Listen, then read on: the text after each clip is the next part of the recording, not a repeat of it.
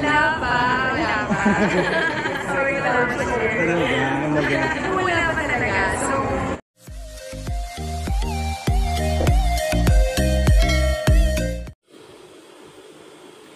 update via Alonzo and Dominic Roque matapos ma-corner ng press ang tunay na status nilang dalawa via Alonzo and Dominic Roque. Sa ngayon ay pinagpiestahan sa social media na di umano'y hiwalay na ang dalawa.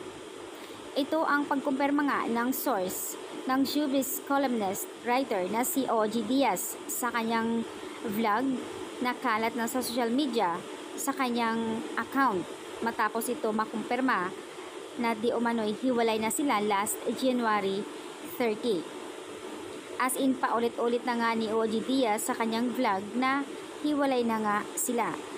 Samantala, sa post naman ni Dominic ay off comment section na para siguro sa tahimik nila at hindi sila guguluhin. During the interview nga kay Bia Alonzo, napaulit-ulit nga tinatanong siya. Ang sagot nga ni Bia Alonzo sa kanyang panayam, I tell you, kapag may idea na. As in, wala pang plano magpakasal? Or may idea na siya, ayaw lang sasabihin sa publiko, sa mga nag-i-interview. Baka siguro nauurat or naiinis na paulit-ulit ang interview sa kanya. Pero kapag si Dominic naman ang tinatanong, agad naman excited or orada na sinasabi talaga niya ang katotohanan. May patago-tago pa itong si Bia. Pa-secret pa kung kailan ang kasal o baka sabi nila, surprise para sa mga netizens. So ayan po ang sagot ni Bia na wala pa siyang idea about sa kasal. Sasabihin na lang nila kung kailan. Samantala, ang ibang mga netizens na sinasabi nila na hiwalay na.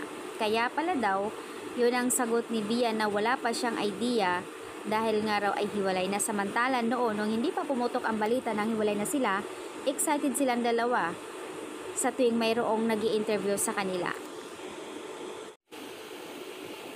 Narito naman ang reaksyon ng karamihan. Bakit ba siya ang tawa siguro ni cheater kay Broken Hearted? Sa ngayon, panay ang wala pa ni Bia Alonzo ay nagsasabi na nga ang kanyang fiancé din.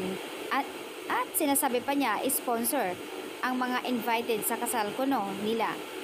Nakakaloka, mas excited dito si Dominic Roque at yung mga interview sa kanya ng ibang mga press con na pangalanan kung sino-sino nga yung kanyang mga invited mga kaibigan.